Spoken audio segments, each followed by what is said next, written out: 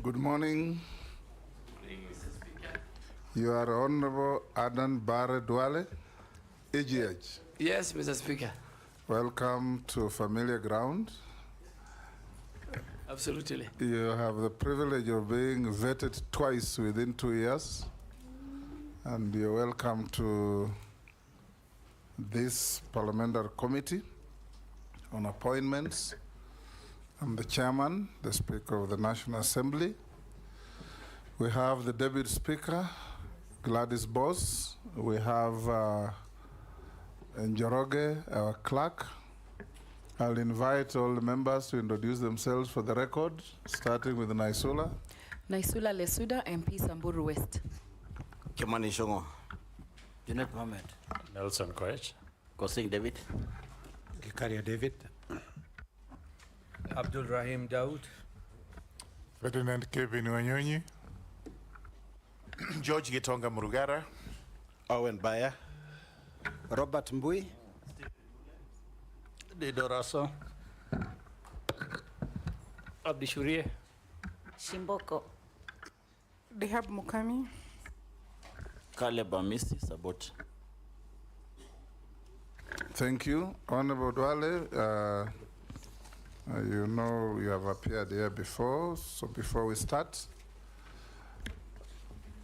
we'll take your evidence on oath. So you have a choice between the Quran, the Bible, or affirmation. You obviously is the Quran. I have only one choice. Take the Quran in your right hand, be upstanding.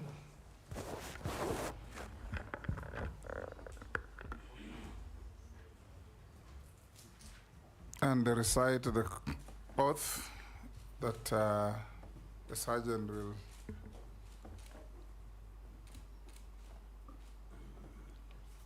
Bismillah. I, Aden Duale, do swear that the evidence I shall give before this committee on the matter under its consideration shall be the truth, the whole truth, and nothing but the truth. So help me God. Thank you. And take your seats and sign the oath.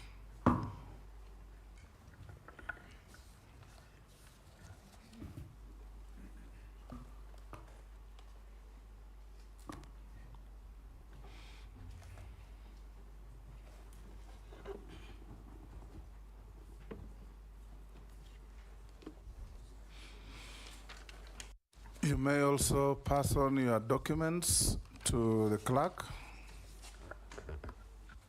for him to be able to cross-check with what is in our possession.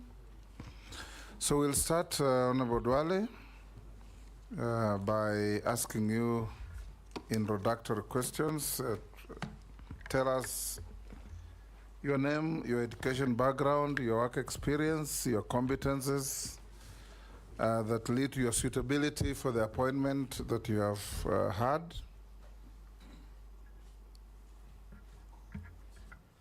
Thank you, Mr. Speaker and honorable members of the Appointment Committee. Speaker, on the onset, I want to thank you and this committee and the entire House for giving me this opportunity to appear for vetting for the second time. I also want to thank His Excellency the President for according me a second opportunity in a different ministry to serve the people of Kenya. Mr. Speaker, I grew up in Garissa. I went to school there, Garissa High School, Boys Town Primary School, Moi Forces Academy. I did my first graduate degree in Moi University, Bachelor of Education Economics. And finally, I did my master's in business administration in 2011 at Jomo Kenyatta University of Science and Technology. I worked in the private sector. I was a businessman before I joined politics in 2007. I served the people of Dugis between 2008 and 2013. During the Grand Coalition government, I was an assistant minister for livestock. I served with you, Mr. Speaker, in that government as the Minister for Foreign Affairs. And between 2013 and 2014, the people of Garissa Township gave me an opportunity to serve them again. And again to serve them between 2017 and 2022.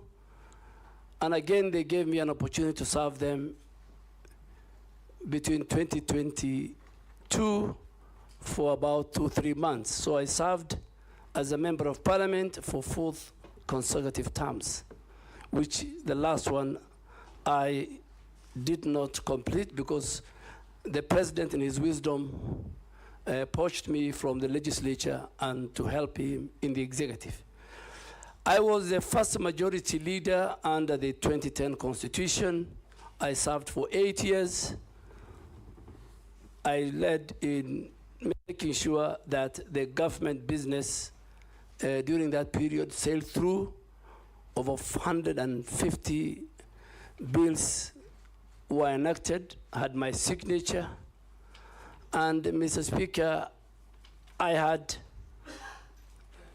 a wonderful time working with a cross-section of leaders from different parts of our country, from different gender and age, and from different political formation. As the Minister for Defense for the last 2 years and 1 month, Mr. Speaker, my record speaks for it.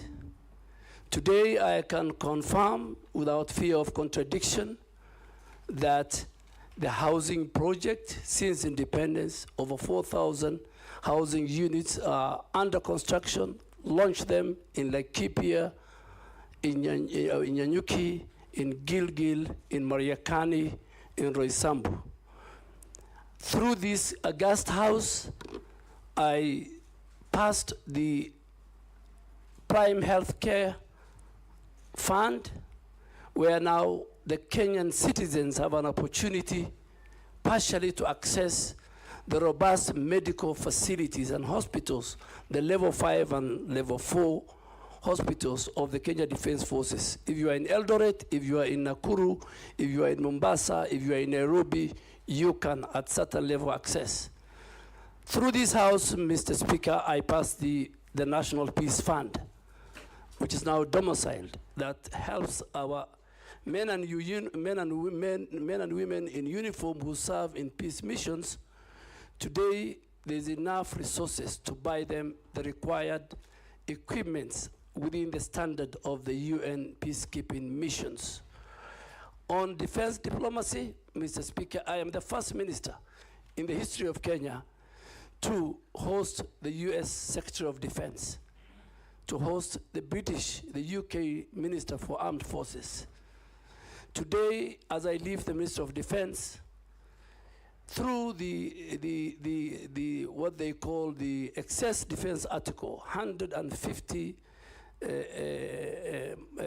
vehicles, anti-mine vehicles have been donated to the Kenya Defense Forces. I secured $57 million for the expansion of the Manda airstrip in a partnership between Kenya and the US.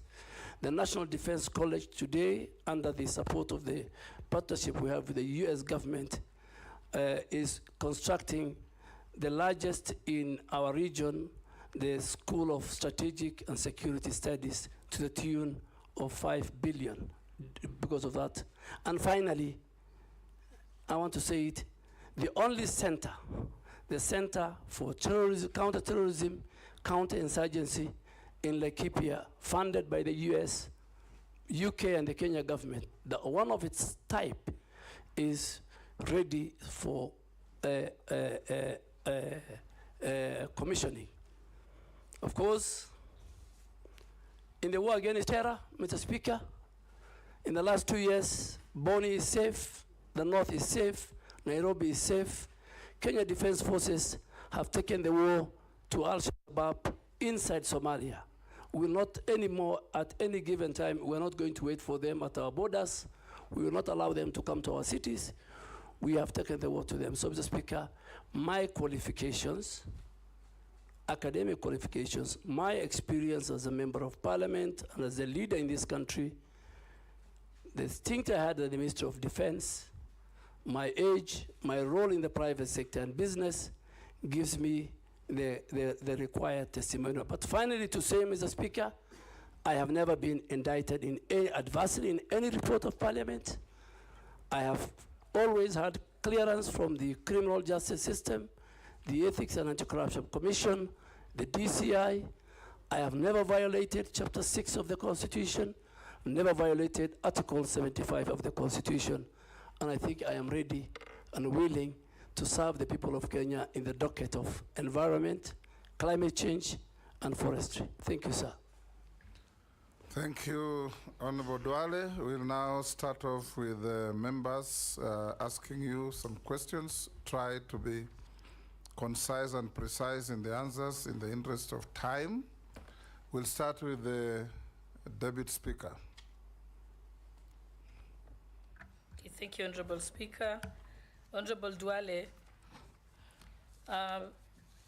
you will recall that during COP27, the President made it clear that Kenya's biggest export would be carbon credits, and asked for a simple and transparent system of ensuring that people can access these market systems, and not just the intermediaries, but also down to the local people. If approved, how are you going to ensure that this carbon trading trickles down right to the small communities? And in connection to that, on the 22nd of December 2022, the government launched the African Landscape Restoration Initiative. It pledged to the world that it would plant 15 billion trees by 2032. That is 15 billion trees in 10 years. That, if my calculation is correct, it's 4 million trees a day. If approved, what measures will you put in place to ensure that you don't let down the president and achieve this ambitious project? Thank you. Go ahead. Carbon credit, carbon markets, carbon trading, carbon offsets. These are very key fundamental terminologies within the reading of the climate change. And this August House, Mr. Speaker, last year amended the Climate Change Act. To be more precise, in September, just before we had the Africa Climate Summit. Two, our president is currently the chairman of heads of state and government of the Climate Summit in Africa. Carbon credit or carbon market is very, very important to our communities. Our communities, mainly in the ASAL, play a very, very big role. Companies abroad in the developed world who are responsible for the emission of the greenhouse gas, which in our case, our contribution is only 0.3%. While we only contribute 0.3%, on the flip side, we're the biggest victims, we're the vulnerables. So these companies, whether they're in the oil exploration, whether they're in the airline industry, they pollute the outer atmosphere. And they get involved in carbon trading and carbon market. Carbon market is just where you provide a mechanism, an infrastructure where both the private and the public sector engage in that. So to the question of Honorable Deputy Speaker, that amendment that this House did created a very robust legislation where the role of the community, particularly inland carbon projects, and I'll give an example in the northern Kenya, the so-called Northern Rangeland Trust. Before communities were evicted from those lands, before this law, there was cultural disruption by these project proponents. Before this law, because there was a lacuna, there was no even register for the carbon markets. Today, I want to report that the law this House has passed give communities 40% of whatever carbon markets resources are received from the developed world. Today, NEMA as an organization is a custodian of the register. A company cannot just come into our country and go to our forested areas, can go to our rangelands and enter into an agreement with the project implementers. The community has a role, the community has a percentage, and even in that same amendment law, you created the element of the offenses. That today in our country, if you commit certain crimes, even money laundering in carbon credit business, falsification, not involving the communities, then you need to have to play. So I want to assure, if this committee approves me, that my mantra will be public participation, public consultation at the community level. Communities will have a role.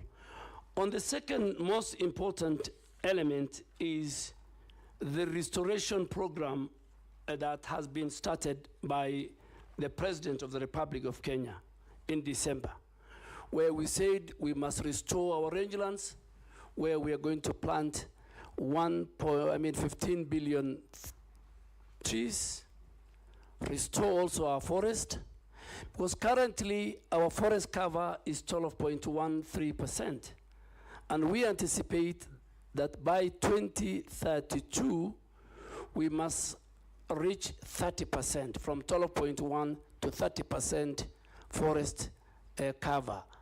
Tree cover. Our forest cover, as of now, is about 8.83%. So, Mr. Speaker, a number of strategies has been put in place so far to give the status. So far, we have done 400 million trees out of the 15 billion. That is not a very good indicator. I think we're not doing very well. And I want to do a number of things if this committee approves me. Number one, and it has happened in other countries like Ethiopia, it can be a trickle down. The restoration program, the planting of trees, must be a bottom-up approach. The communities must own it. It must be citizen-driven. And we must mix it with a situation where 10 to 15% of the trees we are going to plant must be fruit trees, that communities see the value, that as you plant trees, they also plant mango, they plant many, many other fruit trees that will entice our communities at the rural sections of our society. Two, this program requires serious resource mobilization. So there will be a resource mobilization both by government, by donors, by the private sector. Thirdly, and most important, we must preserve the current forest that we have. We need to do 11 million kilometers of fence of all the forests that we have in our country. Thirdly, the private sector must be given a space. Private sector, where the corporates have a role in all their strategic partners, whether it's Safaricom, whether it's the banks, that every section of our degraded forest area, a certain private sector person is given to, and they can use it even to rebrand it and even own it. So, Mr. Speaker, communities play a very big role, and I am sure right now as we speak, 4 ministries are leading: the Ministry of Interior, the Ministry of Defense, the Ministry of Environment. There are 3 ministries which are at the bottom, including the Ministry of Agriculture. If this committee approves me, Mr. Speaker and honorable committee members, I think this is a game changer. On the flip side of it, Mr. Speaker, that again will be linked to the carbon credit. A lot of resources will come to our country, because the more we restore our forest, the more we'll play a role in the reduction of the emissions, the greenhouse emissions. So on one side, it's good for our country. We will increase our forest cover. It's in the Constitution. And Mr. Speaker, let me say it. In our preamble, Article 4 of our preamble talks about the environment. We must preserve our environment. It's our heritage. So it is, it's not even an article of the Constitution. It is in the 4th preamble of our Constitution. Thank you, Mr. Speaker. Thank you. In the next questions, Honorable Duale tried to hit pointed answers. That was a good introduction to what is actually the epicenter of your ministry. I'll now ask the Majority Leader. Thank you, Honorable Speaker. Maybe just to start with a clarification, Honorable Duale, you said you work with corporates to restore degraded forest and own it. I hope you said you don't mean to transfer ownership to the corporates. I hope it's to own the work. And they can use it for branding. Thank you. I don't want to repeat what you've said, because you've, as the Speaker said, you've really taken care of the carbon credits issue. But even as you do that work, Honorable Duale, you know, we have very many petitions in Parliament on degazetted forests and forests that are grabbed.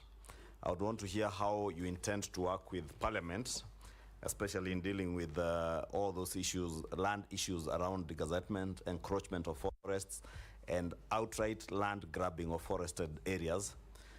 Case in point, I'm aware, I know, and I don't know if you may be aware of the Ololua forest matter just outside Nairobi, and what you would intend to do to reclaim all this grabbed forest land. Mr. Speaker, when I look at the ministry and even Parliament, there are a number of petitions touching on forest, grab land of the forest, part of the forest be put under use either for agriculture, for even government offices across the country. And the history of forest being grabbed, being encroached, is as old as the Republic of Kenya. In my entire life in Parliament, from the Mao forest, when the Honorable late Michuki was the Minister for Environment, it's a recurring thing. And what I want to intend, if this House approves me, Mr. Speaker, is first to consolidate all those petitions. Some are genuine, some are out of fraud.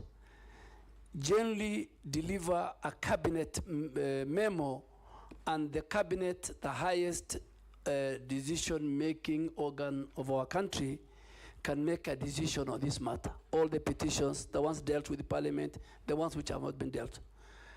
Coming specifically to Ololua, Mr. Speaker, I want to categorically, without fear of contradiction, say that if this House approves me, in the first 30 days, working with the Minister for Lands and other government agencies, a number of titles, including and belonging to big people in government, some of them members of parliament, will be revoked. I will revoke those, and I am ready to bear the consequences, particularly for the one on Ololua. I have been briefed, I have listened to experts, and I have seen it's deliberate. In the last 2 years, there are people who got illegal title deeds, and I think it will be the first place I will visit, and also with the Committee on Environment, and I hope the chair is a member of this committee, my chair. We will visit, and please, Mr. Speaker, some of your members might be casualties. No problem. If you do what is right, we will support you. Yes. Mr. Speaker, is that to say the CS nominee actually knows the grabbers of Ololua Forest? Because he has claimed they are senior government officers, including members of parliament. I hope he's not referring to me since I asked the question. Mr. Speaker, I am the nominee for the Minister of Environment, Climate Change, and Forestry. So if this House approves me, forestry will be my business. Grabbers of forest land will be my business. Whoever they are, whatever their status is in society. Mr. Speaker, if I just to say it, and I think for record, let me say it. With the last 2 years when I was at the Minister of Defense, and I had the privilege to serve as a member of the National Security Council, and you served as a member of the Security Council when you're Minister of Foreign Affairs. If today I'm asked between Al-Shabaab and corruption, which is a threat to the national security of Kenya, without fear of contradiction, I say corruption is more of a threat to our security and our existence than Al-Shabaab, because Al-Shabaab, you can identify, you know their location, you know their capability, but corruption is the one that is killing our country. So, as I go to environment, from NEMA to forestry, at least, if you are hearing me and you sit here or you are somewhere and you have allocated yourself illegally some forest land, be warned if this committee approves me. Jeanette? Thank you, Mr. Speaker. Mr. Speaker, I have 2 questions for the nominee. One is, first, it is one of which is on him, one of the nominees that have come here, Mr. Speaker, and he said, if you approve me, I am carrying an axe on with my hand. I'm going to deal with people. This is very good, because many people fear to give you a position. But having said that, Mr. Speaker, what do you think? One issue. What does he think is one issue, environmental issue of high consequence that the country should focus on? That you think, as a country, we should focus on this one environmental issue. Secondly, the government pronounced and said that they want to plant 15 billion trees by 2032. Is that achievable in your view? What do you think? What will be the criteria of achieving that? And lastly, you see, Mr. Speaker, we are now in a public forum. The public is listening to us. And the nominee, whom I know very well, who was our majority leader for many years, whom we found in Parliament, is somebody who does not mince his words, somebody who speaks his mind. He said that there are people who have grabbed land, especially Lulua Forest, and they are public people. There are some of them in high government offices and others even in Parliament.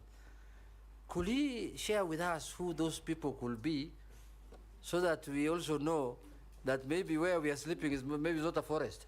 Maybe some of us are living inside a forest, Mr. Speaker, so we can start packing before he's approved. Mr. Speaker, Honorable Judet has asked me 3 questions. The first question was, what is this one thing that is serious and a threat to our environment. Mr. Speaker, as I said earlier, environment, the place of environment is in our preamble of the Constitution. Environment has been cited in Article 42 of the Constitution, that every Kenyan has a right to secure and clean environment. Article 69 of the Constitution talks about citizen rights on environmental issues. And even Article 70, Mr. Speaker, it is very explicit that if the state or any other actors violate the environmental rights of citizens, it says they can go to a court of law. So public participation, stakeholder engagement, citizens' right is very key to environment. But with these rights to the environment comes with responsibility. All of us have a responsibility to protect and preserve our heritage, which is our environment.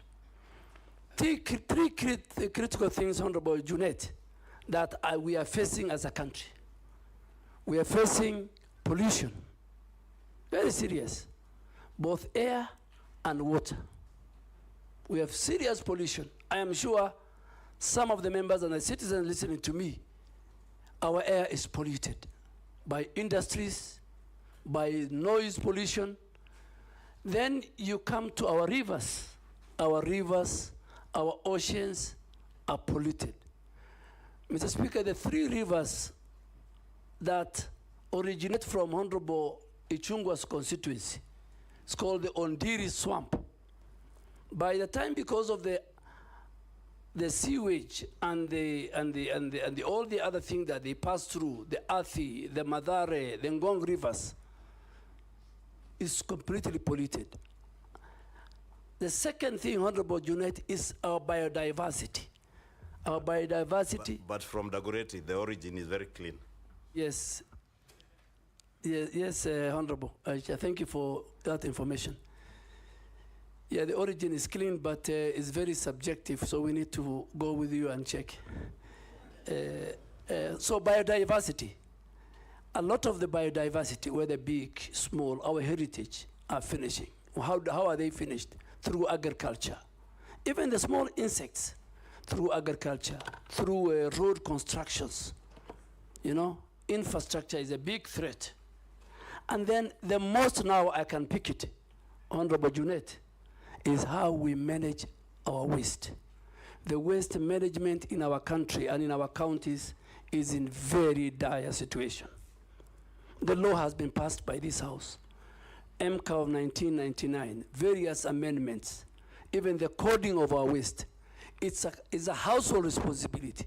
Honorable Deputy Speaker, for example, if I pick her, in her own house, she's supposed to have 2 different coded bags, one for the wet waste and one for the dry waste. The person picking it is supposed to have 2 different trucks. When it goes to Dandora's site, it's supposed to have where he can deliver the dry, where it can be recycled, and where he can deliver the organic, where it can be used for fertilizer and many, many things.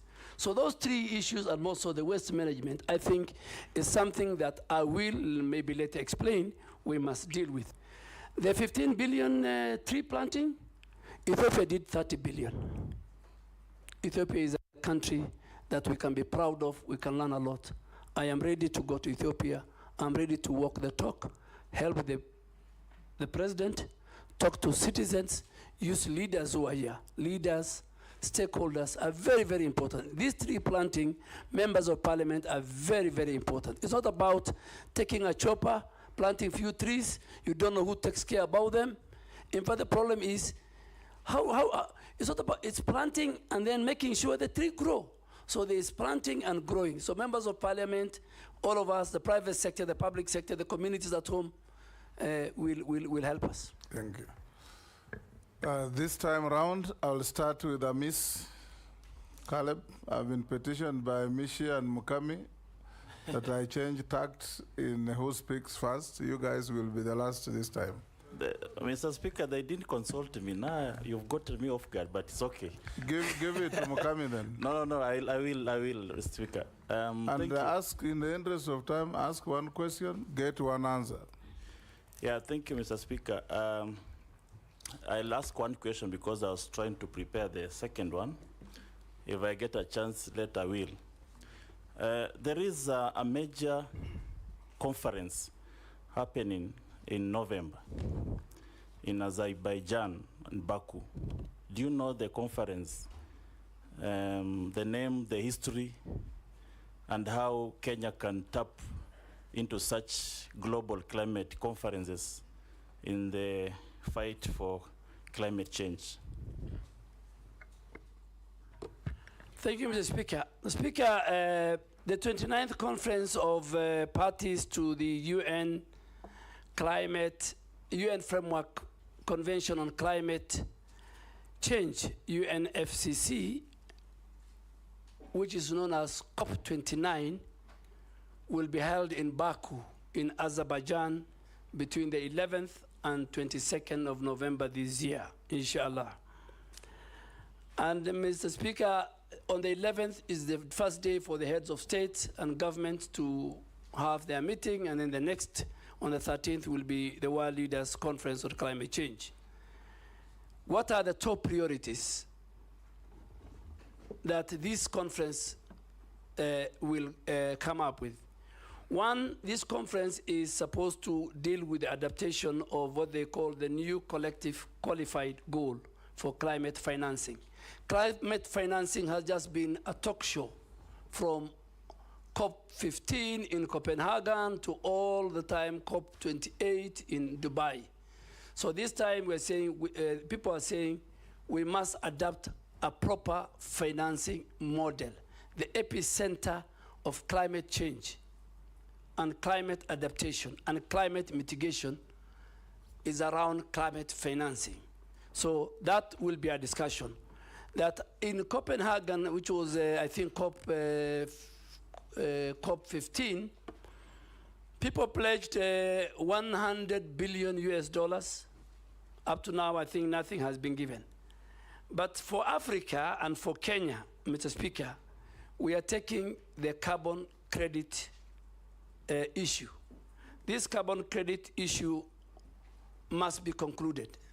And again, thirdly, the finalization of the operationalization of Article 6 of the Paris Agreement, which defines carbon market, is what I think Kenya, led by President Ruto, and all of us, and Africa, we will take it to the table that let us not have a talk show. The UN meetings must come with clear, achievable, clear, deliverable for fighting climate mitigation and climate adaptation. Mukami? Speaker, with your permission, kindly, I request to finish the other question with your kind permission. Thank you, because I had to, but it's a privilege of being the first. Thank you, Speaker. I just want to know where the nominee came from, the Military of Defense, because I happen to have served in the Committee of Defense and interacted with the ministry a lot. There is something peculiar that happened that I've not seen, where the public officers use defense choppers, military choppers, and the military artillery to move around the country, putting the risk of the defense and of course the officers. In fact, in the public domain, it can be true or not true, which if not true, I will withdraw, is that the military has feared you. You have become more military than the military themselves. Is it true, and why did the military fear you? I don't think the military fear me, but you have put many things. I don't know. You talked about choppers, and then you brought the issue of fear. So, are you saying I fear going by military choppers? No, I said I've never seen other public officers, other than the president, who is the commander-in-chief, used in military choppers to move around the country, and other members of the public office who are not in the military. And also, there is a word. You're talking of civilians? Because military officers are also public officers. Yeah, like when like the deputy president, like the ministers. This is something that I've never seen for us sometime. So I wanted just him to clarify whether also deputy president is allowed to use military choppers, or was it misuse of power in your, because it's something that I've never seen with the previous ministers. Yeah, Mr. Speaker, let me say it because it gave me a lot of bad publicity. But when you serve in a public office, that's part of life. Within the reading and the instruction of the Commander-in-Chief, at the Ministry of Defense, the Commander-in-Chief is the President. The President and the First Lady are the people allowed to use military air assets with a rider. If the Commander-in-Chief allows the Speaker of the National Assembly to be airlifted from Nairobi to Bungoma, that is in order, but with the concurrence of the Commander-in-Chief. I don't know, I don't think the rank and the file and the leadership of the Defense Ministry fear me. Maybe my style. And I'll take the same style to Forest. I'll take the same style. I had the same style in Parliament. We have no evidence that they fear you. Mukami? Thank you, Chair. Given the recent concerns about the government directives on grazing within the forest foresters are really harassing the communities. What are the long-term plans for collaborating with communities living near the forests? The other one is about the floods. Recently, the country experienced floods that left many stranded on account of ineffective rescue operations. If approved, how best would you collaborate with the relevant agencies to ensure rapid rescue operations during such incidents? Thank you. Hold it, Duale. Mishi, let's take 2-2. Thank you, Honorable Chairman. Honorable Chairman, before I raise my questions, I just want to ask the nominee just to clear some airs for the benefit of the public, because when His Excellency the President pronounced the list of the nominee, he was given the defense docket. But when the list came to the Parliament, it was under the environment, climate and forestry docket. So Kenyans are asking, is it maybe the President was doubting his ability and leadership capacity, or what was the reason? I just want him maybe to clear the murmurs by the public. My questions. My first question, in accordance with the fourth schedule. Ask one, Mishi, so ask only another. Yeah, in accordance with the fourth schedule of the Constitution, environmental conservation is a function of both the national and the county government. How are you going to ensure collaboration between those two governments, that is the national and the county government, so that you also avoid duplication of programs in terms of the same function? The last one, maybe it is how are you going to improve and maybe safeguard those Kenyans who are living or are located near the refinery and chemical plants, because there's a lot of pollution. Thank you. Yes, nominee. Chair, let me start with Honorable Mishi. Even after this, in the event this committee approves me, and before even I'm appointed, the President has a prerogative right to assign me even another ministry. So he might even take me from environment to somewhere else if this committee approves me. So Honorable Mishi, that is the powers of the President. After all of us are approved, in 1 week he can reshuffle, and maybe he might even take me back to defense, or foreign affairs, or even gender, or even youth affairs and sports. And I am ready, or education. I am ready to serve in any capacity that the president finds it, deems it right. The second one, I think, is a very good question. Environmental matters is devolved under the 4th schedule. And at the county level, we have a very good relationship. We have got the county environmental committees appointed by the governors. The chair, on behalf of the governor, is the CEC for environment. The secretary is our county director of NEMA. And that's how they work together with all the other multi-agency team. But soon, if this committee appoints me, we are trying to create now, and we hope if this committee appoints me, we are going to sign a more intergovernmental environmental framework between the Ministry of Environment, Climate Change and Forestry and the Council of Governors, where I will sign and the chair of the Council of Governors will sign. On grazing, Honorable Nyokapi, this is a very, very complex issue. Honorable Mukami. Mukami, my very good friend, the women rep of Nyeri County.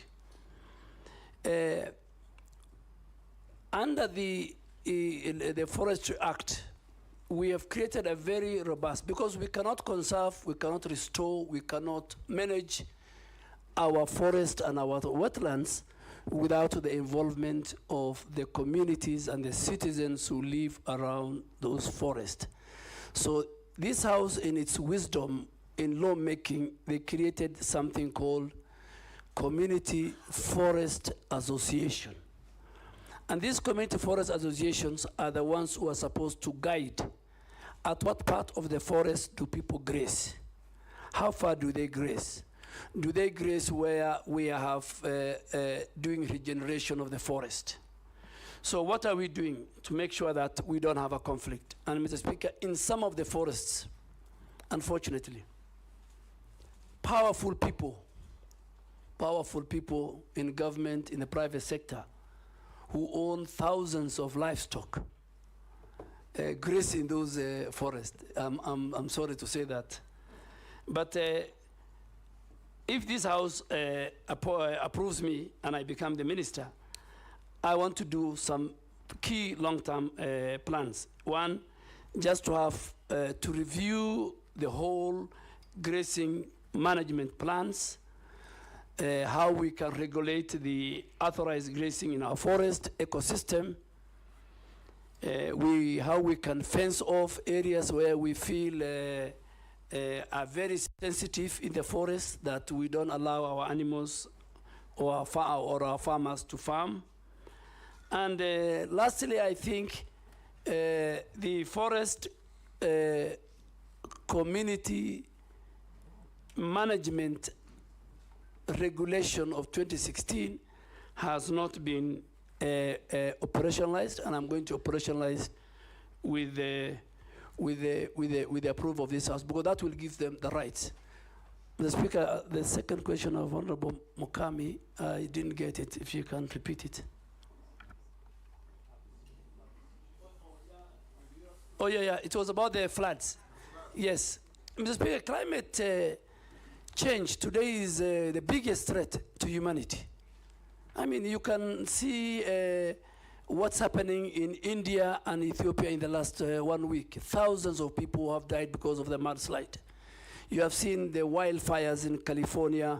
You have seen the hurricanes, what they're doing, kind of destruction. And coming back home, the last 2 years, we had a severe drought that killed many livestock, affected our farmers, affected food security, destroyed, and then next after the drought, we had the floods, which again affected livelihoods, destroyed our infrastructure, roads, and farms, and livestock was swept away.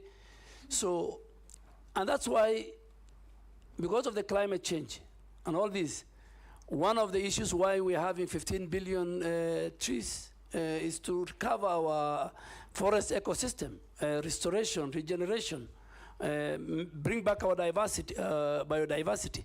So, Mr. Speaker, I think I have tried to answer the questions of... Honorable Chairman, point of order. Yes. Part of my question was not answered. Chairman, I was asking this question: how do we improve the health of communities which are living near a polluted site? I'm asking this because in my constituency, there is a plant built by Titanium Base who are doing some mining in Kwale, and there's no mitigation which has been done, and it's a residential area. That is why I was asking that question specifically. Yeah. Thank you, Mr. Speaker. I forgot to answer that question. Let me answer it. It's not only in Likoni, Mr. Speaker, we have a serious problem between how county governments enforce their physical planning and zoning of areas and the role of environmental institutions in making sure that zoning is respected. Mr. Speaker, even here in Nairobi, you'll find county governments with no regard to the law, to the Physical Planning Act, allowing industry and factories to be established in residential areas and bars and bring noise pollution. The same, you cannot have a refinery next to a residential area. The laws, the environmental laws, the Physical Planning Act, the Land Use Act, all those don't allow it. So, Mheshimiwa Mishi, this is because of corruption. And Mr. Speaker, that's why you see even skyscrapers are appearing next to each other, buildings which has no ventilation, they have no air, there's no sand, particularly in this cold weather of July. Your children will live in an apartment, they will never see the sun, they'll never get the fresh air. So all this, Mr. Speaker, if I am confirmed, I want to assure this House, and governors must listen to me, and we are going to do an audit. NEMA is going to do an audit of all factories and industries which are established in residential areas, and we will revoke their licenses. There must be order. There must be respect for environment as we build our country. Shuria, you'll pass. Razo.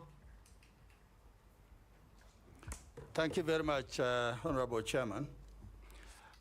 Honorable Duale, you are the immediate former Cabinet Secretary for Defense. And defense in our country is a celebrated institution. As you move to environment, if the House confirms your nomination, what are some of the good things that you have seen in defense that you are likely to carry over? Secondly, is the issue of environment. I want to say without benefit of doubt, if the members of parliament are not used in planting trees, in conserving the environment, then that thing is bound to fail, and it will fail seriously. In northern Kenya, currently, the Northern Rangeland Trust, NGOs, are the ones that are being used for conservation, environmental support programs. But at the same time, we have left out KWS and forestry, which is a very serious omission. Going forward, maybe tell us what plans you may have, so that institutions of government are not killed silently by non-governmental actors. Thank you, Honorable Speaker. Thank you, Speaker. The nominee, Honorable Duale, Karibu Bunge tena. My question is that Kenya hosts one of the United Nations Environmental Office and Program in Nairobi at Gigiri. And the people of Kenya, especially at the grassroots level, I doubt whether they can fill this office, and it's a UN office. If approved by this August House, Can you tell us how will you leverage on that status and how will Kenyans fill this office and make a difference in our nation for the betterment of our environment? Thank you. Nominee. Thank you, Mr. Speaker and honorable members. What do I carry from defense? Of course, I'll not carry the guns, I'll not carry the arsenal and everything, but from a human resource part, I'll carry the discipline that I have learned in defense. I'll carry the order and implementation of task done very fast. I will carry the patriotism they have to the country, and I will carry the respect that they give to each other within the rank and the file, and the teamwork that we had at the defense. Those are things. Secondly, I think on the conservancy, Northern Trust, I think, is one of the biggest. There are many conservancies. Most of them, Mr. Speaker, they're not under my ministry, they're under the Ministry of Wildlife. They have airstrips. But I think working with the other ministries and working with the leaders, working with the stakeholders, even working with some of our security agents, we need to have a conversation on how these conservancies, and particularly members of parliament from the Asal region, on how these conservancies are run, how they are managed, what is the benefit to the communities, how will they behave when there is a conflict, particularly during the drought. Our animals, the animals of the people in the Asal, when there is a lack of water and pasture, they enter. Honorable Lesuda will agree with me in Samburu, there's a lot of conflict. So I think we need to have a more bigger conversation. We need to discuss about the carbon market, how much they're getting, the Northern Trust Fund, vis-a-vis, are they implementing the 40% that the law and the regulations give to the people? Honorable Mule, we are a very privileged country. We are a very privileged because we host UN, we host UNEP and UN Habitat. These are the only UN agencies in the global south. So it's a big privilege and honor for our country. And in fact, that's why in some quarters, Nairobi is called the environmental capital of the world. And it's the only UN body. And this is where you have the expertise, the knowledge, the pool of experts, the top world experts on environment are based in Nairobi. They advise governments very, very far away from Nairobi. As Kenyans, as a minister for nominee for environment, I want to assure you that that proximity we have to this institution, it must work in our favor. We must use the skilled labor. We must use the experts that we have. We must use the data they have to build our own environmental data. We must use them to build the capacity and the skills of our staff in our country, in the midst of environment. We must do technology and skill transfer from the men and women who work. And as the focal ministry to UNEP, I want to assure this committee that I will work very, very, very closely with them. And I'll work also very, very closely with the Ministry of Foreign Affairs and the two ambassadors, or the ambassador who is second posted to UNEP and UN Habitat. I'll work with them, that we must make sure that this important institution help us. We are trying to build, lastly, what we call the State of the Environment Report. The State of the Environment Report, a very important report that will come to Parliament. We must leverage on the skills, on the experts who work and who come from globally at the United Nations Environmental Program and UN Habitat. Thank you, Mr. Speaker. Nominee Aden Duale, you know, the Ministry of Environment requires a no-nonsense CS like Mishuki. You know, remember when Mishuki went to transport, he cleaned up the public transport system. And when he went to environment, he actually cleaned up Nairobi River. You could even drink the water then. But after he left, he just went back to the bad old days. Now, for us to be able to gauge your suitability, it is important that we make reference to the position that you have held, which we are aware of. And so I have two questions based on your suitability, based on your experience, your past experience. First one is corruption in the recruitment of military officers. You have been in the docket of defense, and from yesterday there was a lot of discussion about how much Kenyans have to pay so that their sons or daughters are recruited into the military. What did you do about these menace when you are CS for defense? And secondly, in the recent demos, when Kenyans were exercising their constitutional rights under Article 37, the military was deployed to Kenyan streets via Gazette Notice 7861, signed by you on 25th of June 2024. Now, unlike police that use tear gas, canisters, batons, rubber bullets, water cannons, the military is known for live bullets, grenades, assault rifles, tankers, and bombs. Now, what was the intention behind sending the military to the streets? Was a plan to shoot to kill demonstrators? Mr. Speaker, I'm not John Michuki, but I will be like John Michuki. I can assure the member that I'll try my best. Nairobi River Commission used to be under the Ministry of Environment. Now it's not under me. It's under the Deputy President. But we need to deal with the Nairobi River Commission.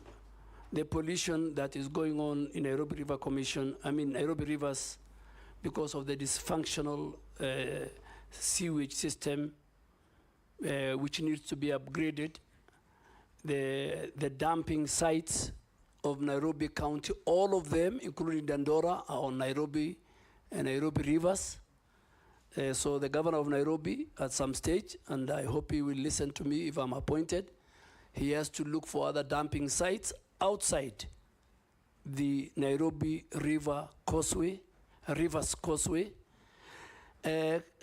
So coming to military recruitment, I agree with you, it's a systemic issue. And I was watching yesterday, the speaker said, the president himself is concerned. But we have agreed before I left the Ministry of Defense that going forward, before the next recruitment, we must sit, we must have a conversation. The way the speaker said yesterday, I was watching him, we must communicate candid to the public, and we must deal with that monster. It cannot be a situation where few people are taken to court-martialed. Kenyans, in their mind, are saying, for you to join the military, and based on the national security sections, is supposed to be the face of Kenya. Kenyans, for them to join the military, they must pay between 400 to 500,000. I think that is unacceptable. If more, that's unacceptable, and it's part of the corruption that I was telling you, which is I think all of us together, the citizens themselves, the anti-corruption agencies, all of us together, we must face on. Why did I deploy KDF? I did not deploy KDF. The framers of the Constitution put Article 241, 3B, and 3C in the Constitution. So Kenya Defense Forces are in the streets. They're in Boni Forest fighting Al-Shabaab. They're in North Rift making sure that we deal with the banditry. They were in Westgate during the terror attack. They were in Garissa University during the terror attack where we lost many people. So for peace, public order, public safety, where the police are overwhelmed, Article 241 3B kicks in the function of the Minister for Defense. By then, me is once the article kicks in, then I am supposed to do certain subsidiary legislation. I gazette. And Mr. Speaker, all of us know Article 132 of the Constitution obligates the President to protect the other arms of government. He is the chair of the National Security Council. That day, the Office of the Chief Justice and the Supreme Court, as an institution, was under threat, under attack. Parliament and the colleagues sitting here, if KDF did not come to assist the other security agents, God forbid, many members of Parliament could have died, including our Speaker. Parliament could have been burnt. I will not be that irresponsible as a Minister of Defense with a provision of the Constitution. I used the law. And then the House went further the next morning because it was going on a very long recess. They invoked Article 241 3C. But when LSK went to court, Justice Mugambi, I don't want to discuss more because the matter is still in court, gave orders that I should give and gazette and do a new gazette on the terms of engagement, on how many places, and I said in the 47 places.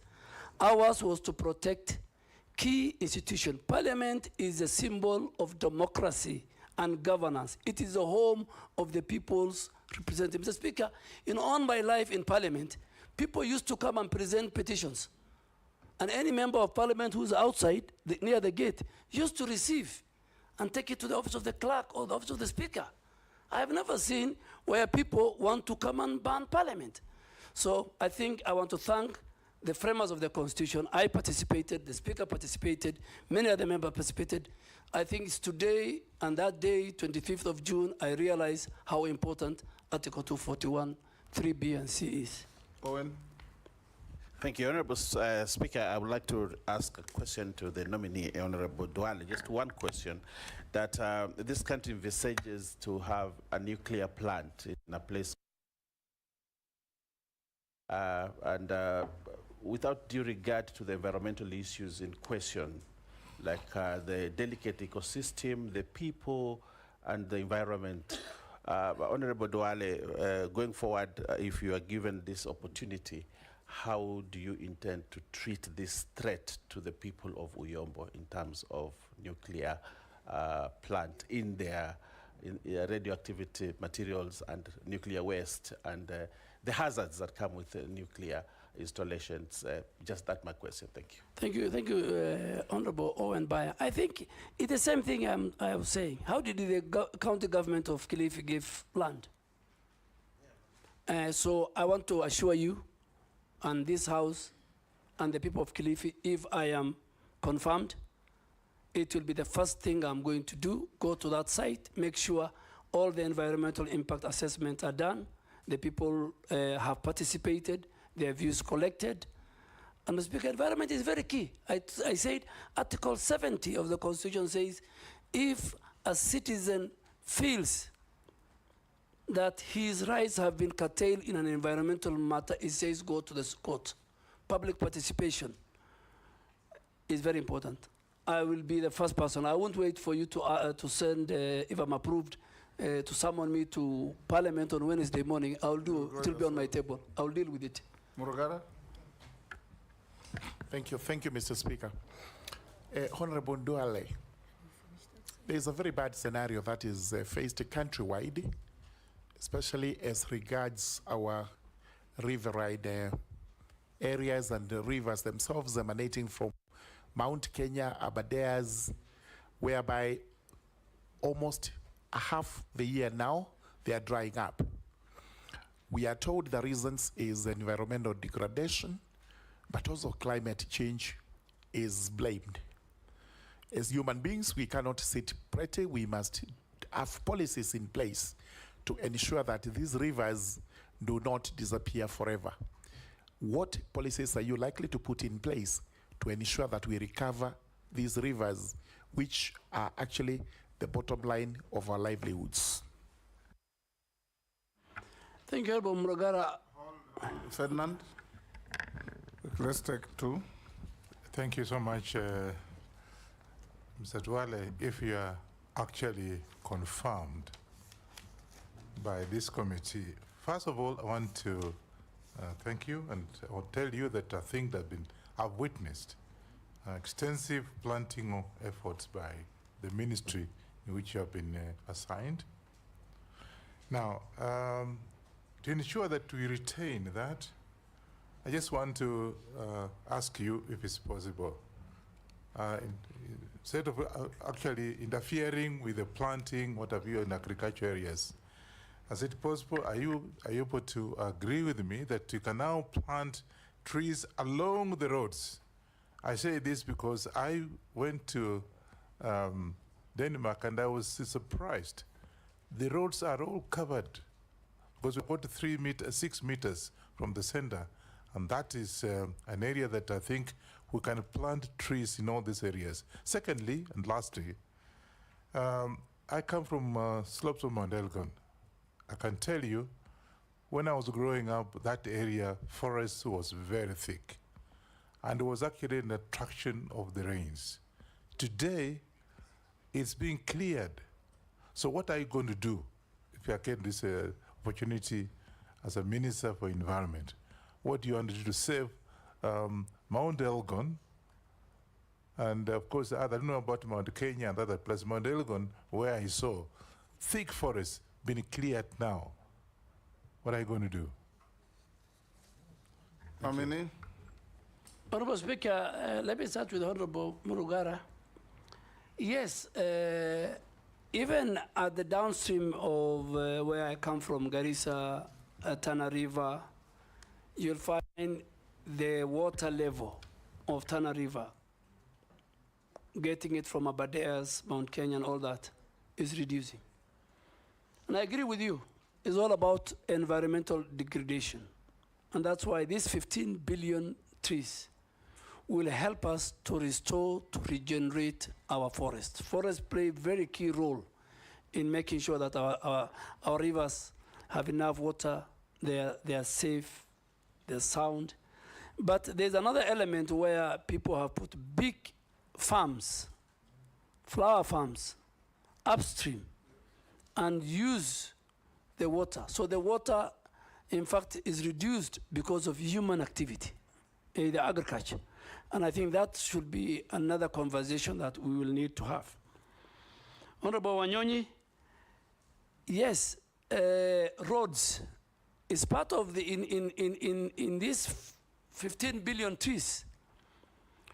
We have talked to the Ministry of Transport and the Ministry of Roads that going forward, construction of roads, mainly even in the highways, the contractor is obligated to plant trees and nurture them until they grow as part of the contract. You have seen and you have gone in many of the Western world during mainly summer. You think you are driving on a highway, but both sides of the road is forested. This can be done, and we have agreed with the President and other stakeholders, even before I came to environment, that should be one. And the contractors, it becomes part of their contract. Even now, we can still tell the contractors who are maintaining the roads, now we have a maintenance aspect, so that they can do it. Mount Elgon is part of why we should increase from 12.3% to 30% by 20. In all our wetlands, we have 11,000 wetlands. We have 8.8 forest cover. For us to increase, I think we will pick on Mount Elgon and all the areas which have been degraded, we will start do the restoration and afforestation programs under the 15 billion presidential program. Daud? Thank you, Mr. Speaker. I want Honorable Duale to, he has talked about recycling, but we have a problem with recycling that the refuse collection which is done poorly, and then it is gone and put into our forests and wetlands. What will he do if he is confirmed? Secondly, you have talked about CFAs. There are agreements of CFAs, Community Forest Associations, whereby my predecessor, long time back, Honorable David Muiraria, the late, he had introduced the Shamba system, where people could go and take care of the trees in the forest, as well as do shambas, plant and take care. Because there is a problem in our forests, Nominee, because there is lantana shrub. I don't know if you have heard of lantana. And that shrub, you cannot remove it. It's so expensive to remove. And the forest associations do remove it when they are planting. And I believe the Ministry of Forestry cannot remove it because the funds are not available. What would you think about that? You talked about noise pollution. That's the last one, Madam Speaker. You talked about noise pollution, and NEMA is in charge. But Honorable Duale, you know, NEMA, it's like as if it does not have teeth. Because there is noise pollution from bars, from nightclubs, from religious institutions as well. And it's a menace. So how will you handle it if NEMA do not handle it? Thank you. Mary Massey. Thank you, Honorable Chairman. My concern is still on waste. No, waste is a nuisance. I'm wondering what mechanisms or interventions you intend to employ to address the menace of waste, so that we convert it from being a nuisance to a resource. Recycle, reuse, produce, regenerate energy, name it, because it is a real issue. Outline for us those interventions that you will employ. Secondly, I want to pick it from the question that was asked by Honorable Mbui on corruption. You've said yourself, corruption is killing our country. And I remember when we interviewed you on your first nomination, we still raised this issue of corruption in recruitment of officers to KDF. And you promised us here that you're going to deliver. But Honorable Duale, I put it to you that you disappointed the country. During that time, the amount that was being paid was between 300 to 400. But during your time, you presided over an increase from now for 300 to 400 to 700 to 1 million. And as representatives of the people, our constituents report this to us. At some point, even efforts to reach you were not fruitful. You could not pick our calls. So now, my question is, why should we trust you? Why should we believe you? Why should we believe that you are not going to transfer this corruption to the Ministry of Environment? Because even there's recruitment of forest to others. You need to assure Kenyans that you will do something when you get to the Ministry of Environment. Lastly, Honorable Chairman. You've asked two. On deforestation. Okay. There's a lot of felling of trees, even in public forests. We are saying, let us plant trees. Let us plant. But what are we doing about deforestation? Can I ask the last one that have been requested by the public? Go ahead. A member of the public has asked me to ask Honorable Duale, what is your connection with the Juja International Abattoir in Mrima in Juja? It has environmental wastage. I don't know what that means. Probably you can give your thoughts on that. Thank you. Let me start with something Mrima Juja. Maybe the people who I sell my fattened bulls take to many slaughterhouse. If they buy and take it to our slaughterhouse, that is the only relationship I have. I don't own slaughterhouse. I sell to Farmers Choice. I sell to Kenya Meat Commission. I'm a very serious livestock keeper. And I do what we call feedlot. Two, so ask that person, maybe he's looking for another Duale. Let me answer about recruitment. I refused to pick your call and many other people's calls because of corruption. It's because of the corruption. You wanted me to employ for you people. And many members of parliament will agree with me when even they send me text. I said, please go to the nearest sub-county recruitment center. So I'm very sorry, Honorable Mercy, if I didn't pick your call, I was scared you'll ask me to recruit somebody for you. And that is the level of how I abhor corruption. 2, I think when I went, is the only recruitment that I did under my leadership. The only one. And the speaker said it's a systemic. It was systemic. Okay, inform him. But Speaker, I must agree if I want to be informed. Okay, point of order. I remember the standing orders. I know. Point of order, Speaker. Let's hear her. My call,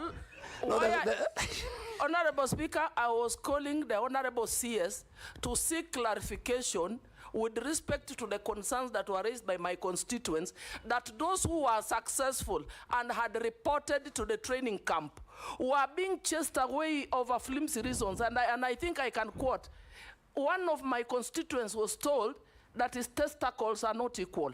That is why he's being dismissed or returned from the training camp. So I wanted to seek clarification from the CS to tell me what are the guidelines for one to be recruited.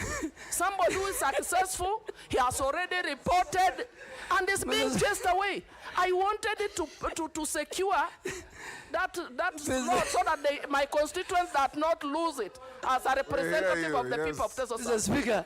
Oh, yes, what's your point of order? Honestly, okay, Mary. it was very sad indeed. And my constituent lost that slot because I could not get the CS to clarify. We hear you. Yes. In fact, I had to look for a chairman of a committee to call the CS on my behalf because I thought, because I'm a small person, he can't pick mine. You are an He actually picked, but I was not helped. I was not helped. I am speaking on behalf of the people of Teso South. Good. But you are vetting him on behalf of Kenyans. Yes. On behalf of Kenyans. Yes. And it did not only happen to Teso South. Many Kenyans were returned from the training camp. And we are told those slots were sold again to some waiting rich guys with 1,700,000. It cannot continue. And we made it very clear to the CS nominee for defense that it should not repeat itself next time. Yes, Junet. Mr. Speaker, I want to sympathize with my colleague. And that issue has been rampant, people complaining. But the only thing I'm wondering with is if the CS of defense by then could do measurement of testicles. It's what I don't know. That's what I don't know. Mr. Speaker, let me, because it's a, Mr. Speaker, let me make it very clear that the grounds given for the rejection of that recruit from Teso South is valid. Next year, if such a person comes, he will not be recruited into the Kenya Defense Force. Mr. Speaker, Kenya Defense Force's recruitment is different from the recruitment of the police. When people are recruited at the sub-counties and they come, a very serious medical checks takes place. A number of people are sent because of medical ailments. And I think the former Vice Chief of Defense... unequal testicles ailments. Yeah, there were people... Women can know that, Chair. Mr. Speaker, I think if you allow me to finish, there are many. The testicles that I want to go into is one of them. There are many, and the chairman of defense will agree. They measure... Point of order. Let me finish before the point of order. Mr. Speaker, there are many colleagues, there are many leaders who sent me why their person has been chased. And in 10 minutes, the leadership of KDF could give me 1, 2, 3, 4 reasons, measurements including. So, I am sure the next, women to assist them not only on this. So, Mr. Speaker, there are certain criteria. There are many, and those who leave, they are not replaced. And I think let us not discuss, with your permission, the Kenya Defense Forces in a very negative. They have a special place in that. But the chairman of defense can call the generals in camera, and you are now talking about testicles. They will tell you something about even the teeth. They will tell you many things. And some of these things is because when you go, the training of the Kenya Defense Forces is so vigorous that you don't risk to take somebody who will die in the course of the training. So don't compare it with how the police are trained. Don't compare it with how the Kenya prisoners are trained. But I am sure the information, the reasons why many, including my sister, Mheshimiwa Mary Emase. And please, going forward, if it was in camera, Mr. Speaker, I will even tell you more. But now that it's in public, I don't want to say more. What's your point of order? Point of order, Mr. Speaker. You know, the issue raised by Honorable Emase is something that is out there in the public. Many Kenyans complaining about. Sometimes they think those are flimsy reasons why they are not taken. And I could understand maybe someone has squinted eyes because of shooting and, you know, flat foot, maybe because of running. I'm really wondering why, if what work testicles would really have to do with joining the disciplined forces. So I don't think we should belabor, but you don't take it lightly that there are Kenyans who are raising concerns on the reasons why they are not taken to disciplined forces. Point of order. Yes, thank you very much, Mr. Speaker, sir. With tremendous respect to Honorable Duale. And let the Army hear this. It's very important.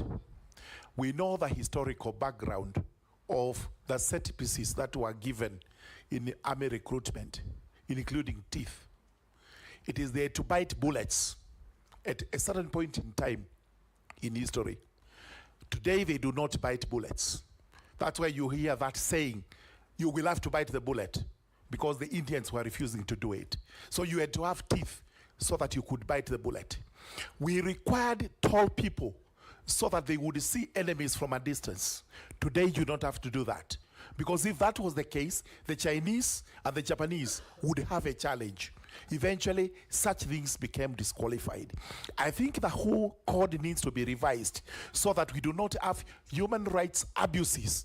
But they are not even abuses. They are excuses that the army is using so that it is able to bar some Kenyans from joining the forces, and, as we are saying, so that other people can actually get the slots. So surely the army must open up on this. Point. Thank you. Let's not escalate this. Okay. For avoidance of doubt, Honorable Duale, I also have a child who was sent away for exactly the same reasons as Mary Masses.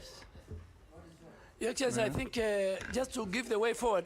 Not my child, Because, but not my son, but a child in my neighborhood. Your Excellency, Yes. Speaker, you have, because of And you remember I told you about it. Yes, I think the leaders are raising very good, valid... Yes, Dawood, what is it? You know, we have talked about men only, but even women are discriminated against. When they do a test, pregnancy test, they do not have anything. But once they go there, I don't know where it comes from, they have a pregnancy. And it's not true. Anyway, let the nominee answer the question, Yes. and we move to something else. Yes, Mr. Speaker, I think because the leaders are raising very important, and they don't have the information, Mr. Speaker, under your direction, we have a very robust, good leader, head of the military health department called Major General Nganga, through the chair of defense. I think you can call him to Akamkunji, and he lists the conditions which disqualifies. I think because what these are raising is public knowledge. Even I think they should even go They should even go to the media and they should sensitize the public. And I think is something we have discussed. Focus on your environment. So, no, let me go to, I'm no longer there, so. Yes. Yes, next minister will deal with it if approved. Yes. Speaker, Honorable Dawood talked about waste management. Waste management is a serious issue in our country. Mr. Speaker, why do I say so? The law is there, the regulations are there, county governments are not enforcing. NEMA, waste management in the first place, Mr. Speaker, is a devolved function. All that as we do is to support in terms of regulatory powers. But waste management will be something, if I'm approved, that I will take it seriously. From our homes, to the trucks that carry, to the dam sites, the Dandora dam site, the one in Kachok, I think called in Kisumu, the whole environment is polluted, the air is polluted, the water is polluted. The law says you must color the bags, you must differentiate from the homes. Our homes have a responsibility.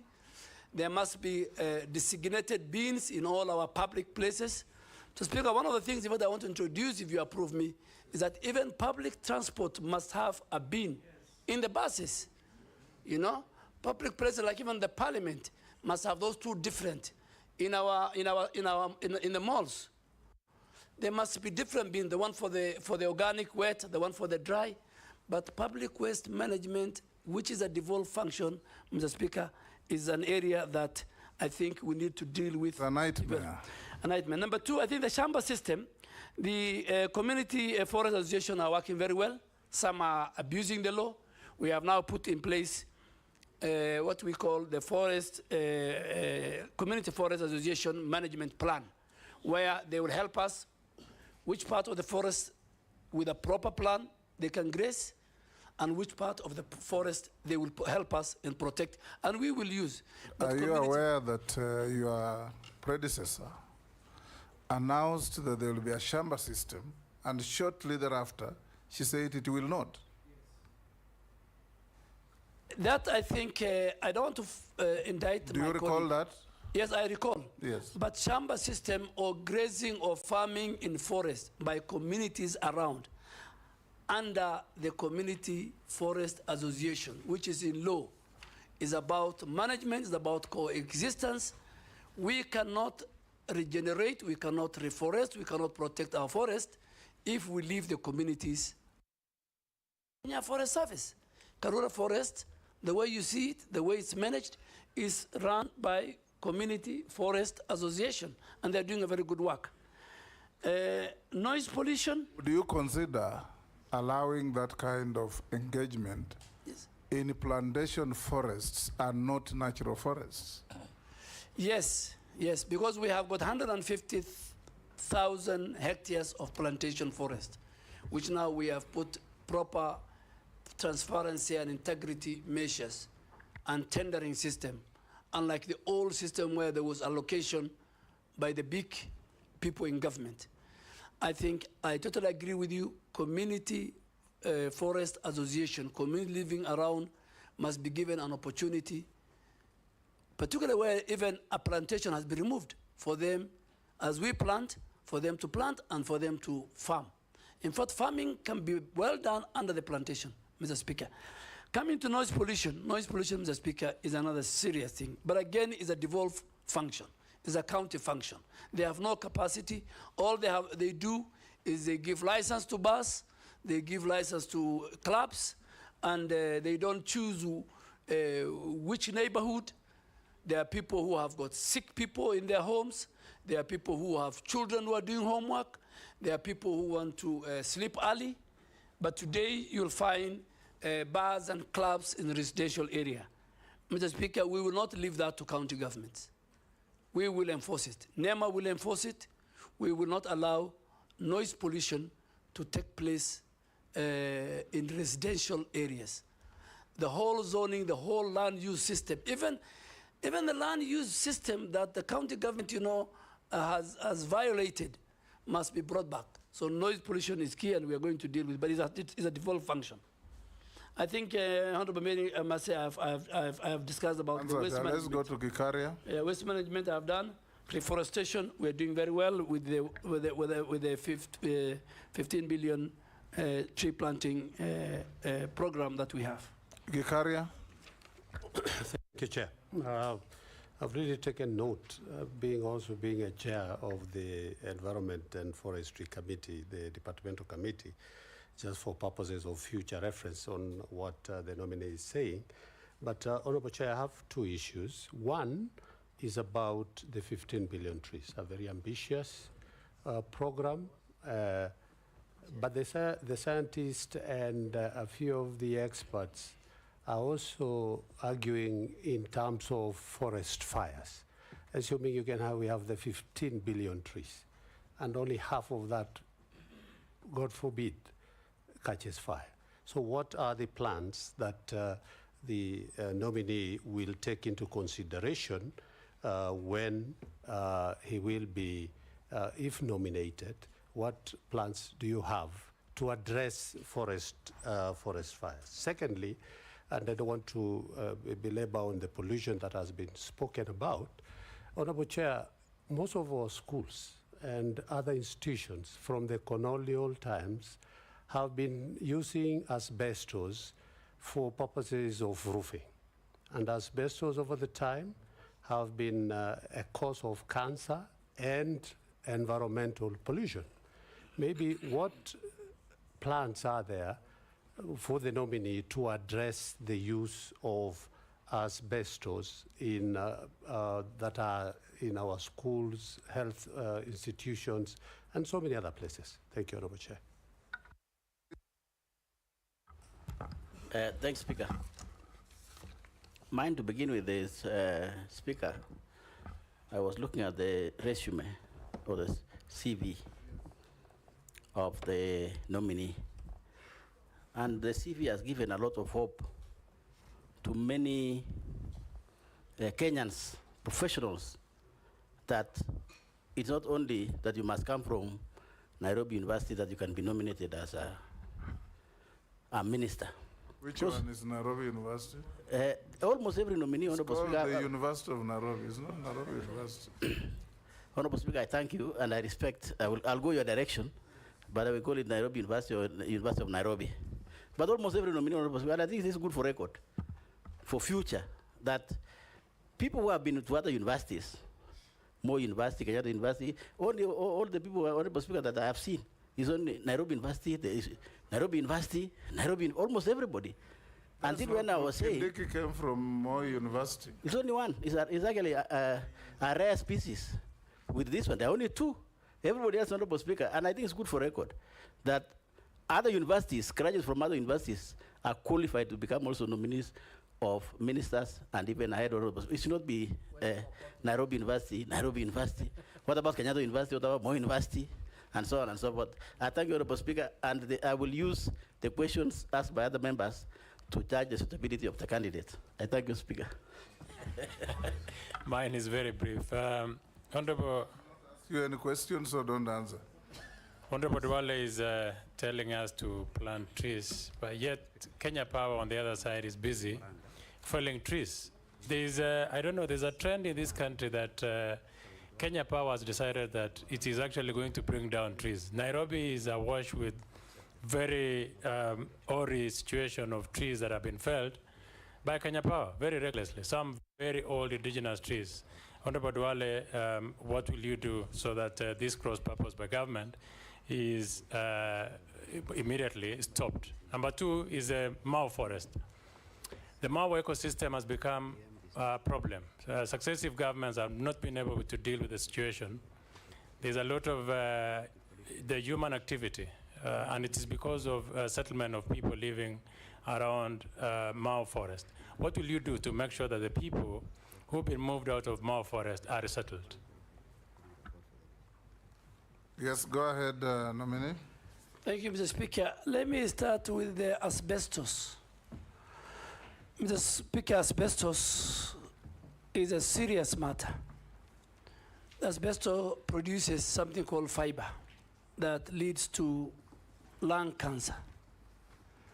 And Mr. Speaker, we have mapped out, the ministry has mapped out, NEMA has mapped out 4 ministries who their institutions use as, still have asbestos since independence. The Ministry of Defense, if you go to our barracks in Lanet and everywhere, Ministry of Interior, Ministry of Education, many schools, and Ministry of Lands and Housing. And churches. I'm just first And talking some for churches. government. Yes. The Speaker, we have given, and health, we have given government entities until, if you approve me, December 2024, they must remove. And NEMA has put in place a program on how to dispose those asbestos. We expect county governments to give us land, field. Secondly, and more important, Mr. Speaker, now that we come to churches and other now individual private citizens, within the next 3 months, if this committee approves me, we will also do an audit and map the whole country where asbestos roof is still in place.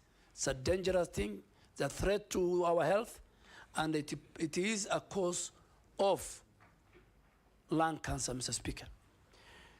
I think on the 15 billion, Honorable Gikaria, it is not over-ambitious.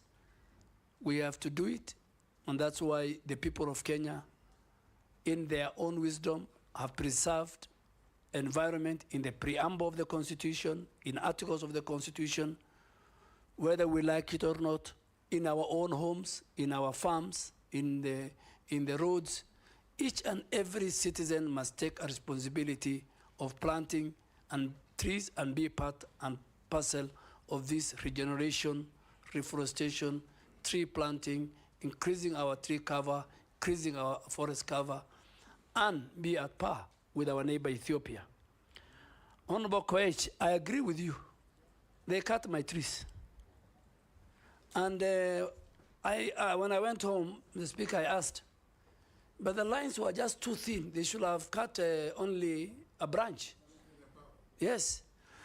But, Mr. Speaker, I think we are lacking, and we are going to introduce, if you allow me, if you approve me, I want to introduce something called urban forestry planning and urban green spaces. As we sit here, there's no even stakeholder. This Ministry of Forestry and KPLC and the people who are in the road agencies and others, there is nothing called urban forestry planning. We must plan for our green spaces in urban cities. We must plan for our trees in urban cities. Every citizen plants trees. They buy from the on the road, and then an entity called Kenya Power Lighting cannot. Speaker, I will introduce what is happening in India. In India, you can't cut a tree, even in your own homestead, before you plant another one. You need to go and get a permit. You say, I am going to cut a tree in my house, but I'm going to replace, and I have planted it, and you show evidence. Secondly, even if you have half an acre in India, you must tell the planners, the county, that 20% of my compound is for tree planting, is for forest. Nominee. And yes, so I think those we are the were with you in this parliament when we passed the Forest Act. And among the salient features was that each and every owner of land in Kenya, both private and public, must plant a minimum of 10% of that land with trees. You remember? Yes. How are you going to enforce that? Give me the job, I will implement. It's the law.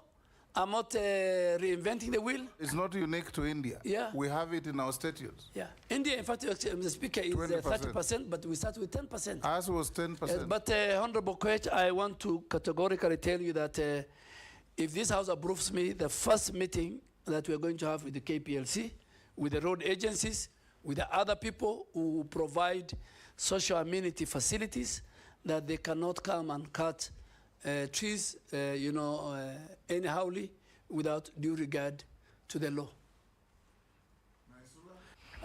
No, on Mau Forest, Mr.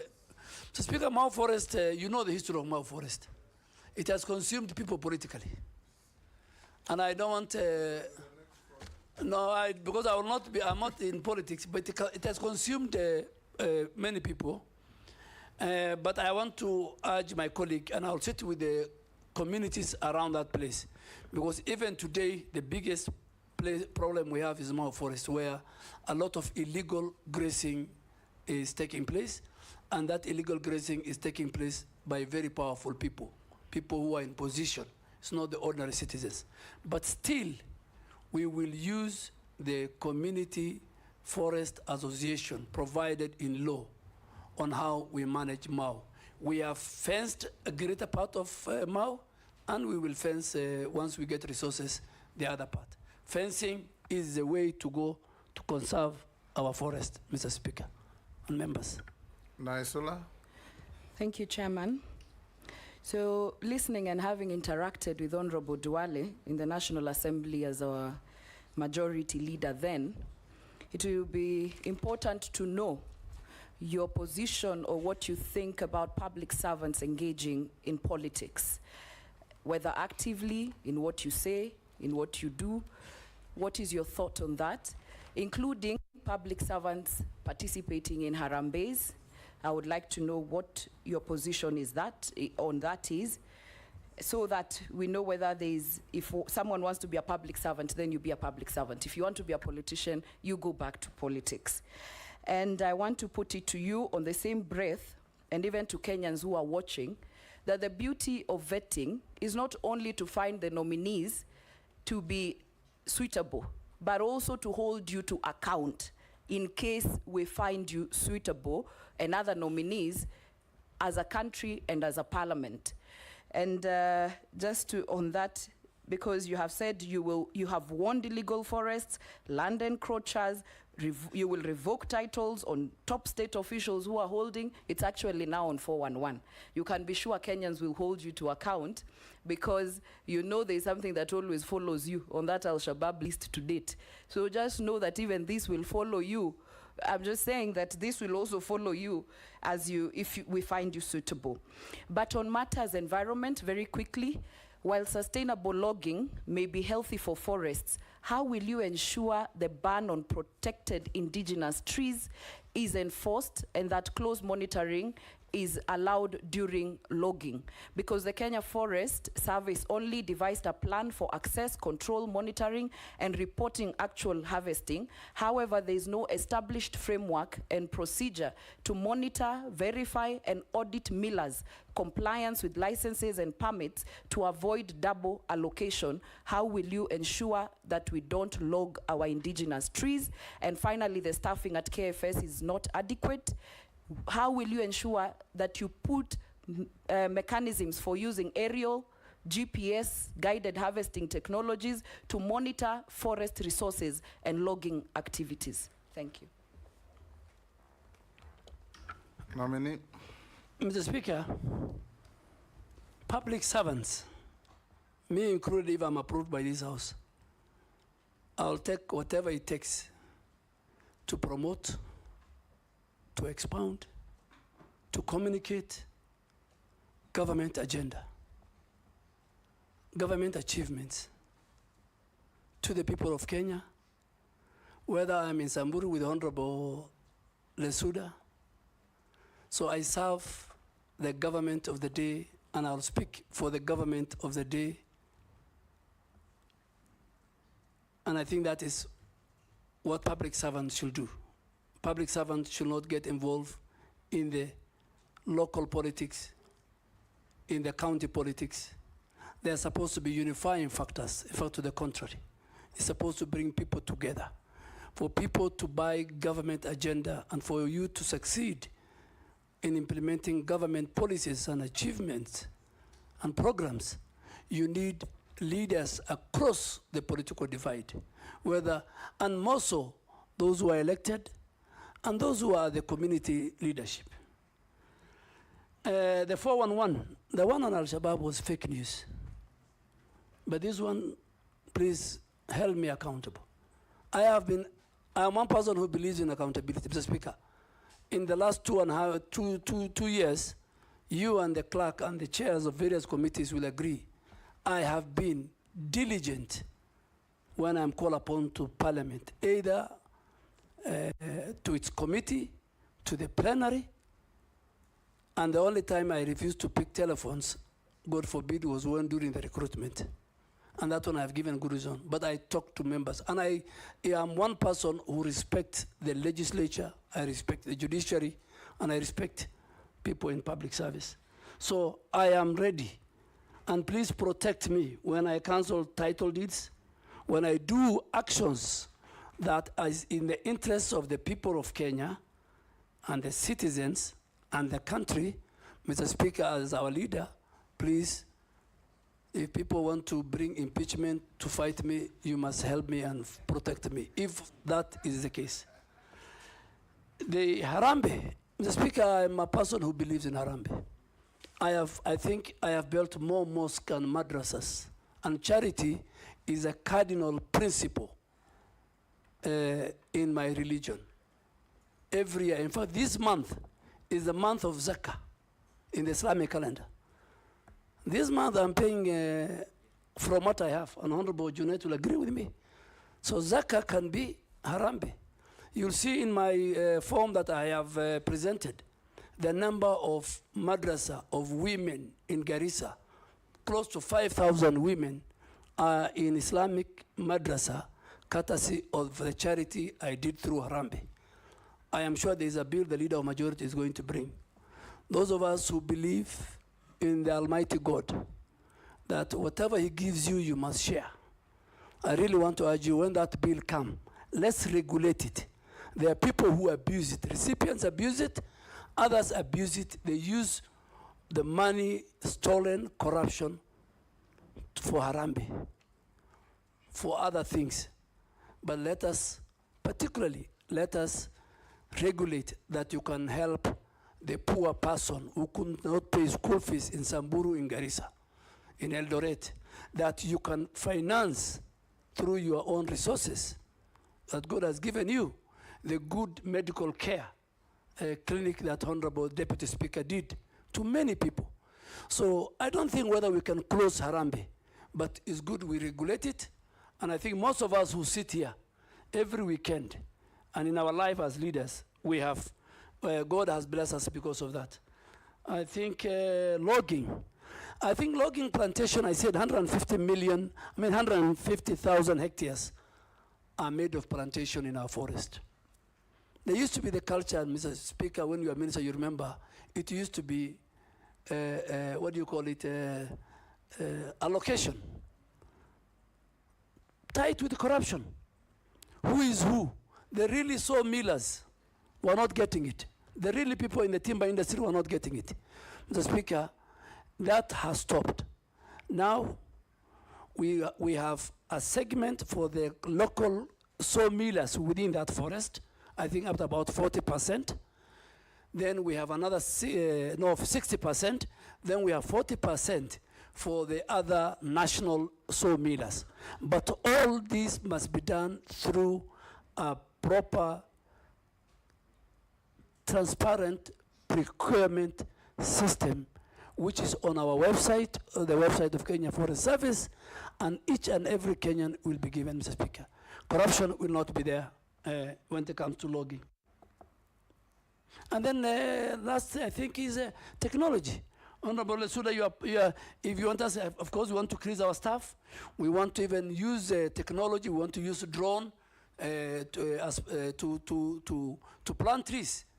We go to a forest, we see the degraded area, we use a drone that can do 2 million seeds in 1 hour. That technology is what we want to monitor our forest, to help our forest adjutants, to help our forest rangers, technology. But all this needs resources, and as a member of the budget committee, when Honorable Chair of Environment, Honorable Gikaria come, please support us. Honorable Duale. if you are approved to be suitable to take this position, I want to urge you, take a helicopter and fly around all public forests and see the level of destruction going on. You will see what looks like a forest by the roadside. A kilometer inside, there's no forest. Charcoal poachers,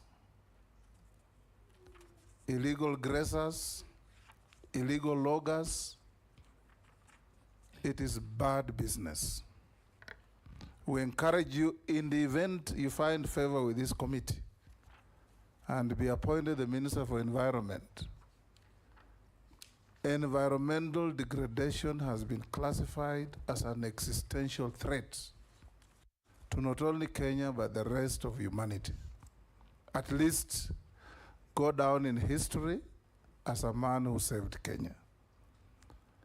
Go to schools, teach children how to plant trees and live with trees. If a child goes to standard 1 and is given 2 trees to adopt, by the time they leave standard 4, 5, the tree is mature.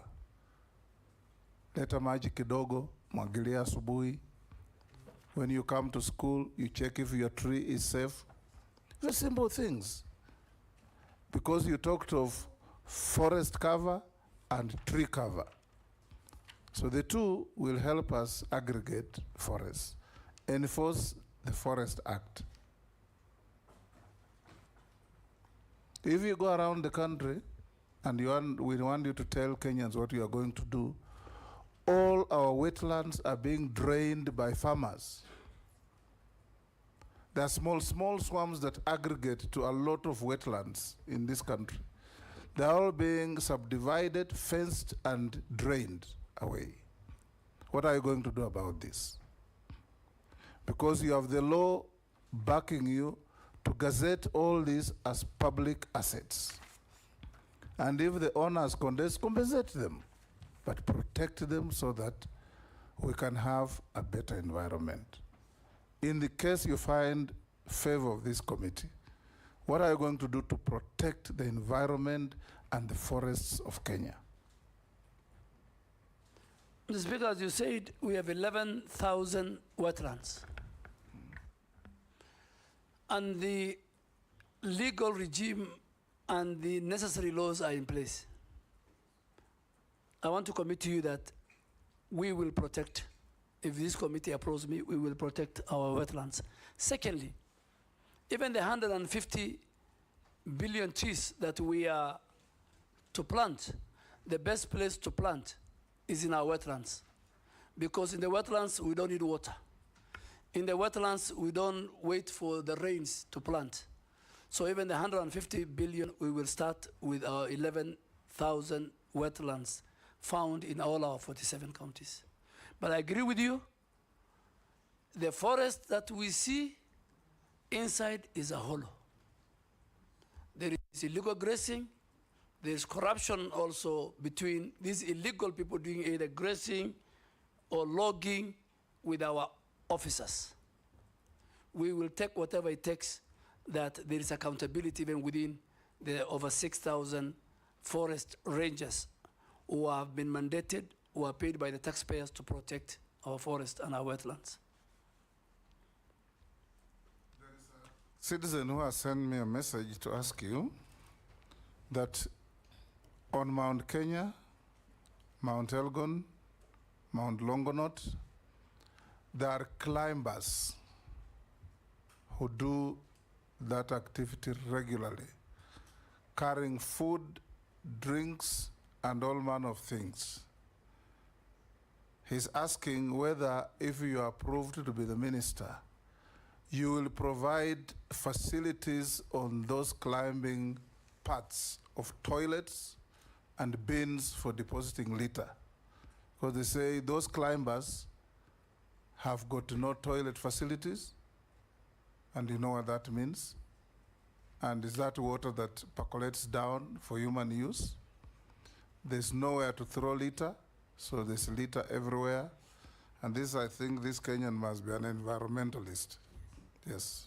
Yes, Mr. Speaker, even their facilities. Owen Bayer wants to add to that. I have received something here that probably interest you.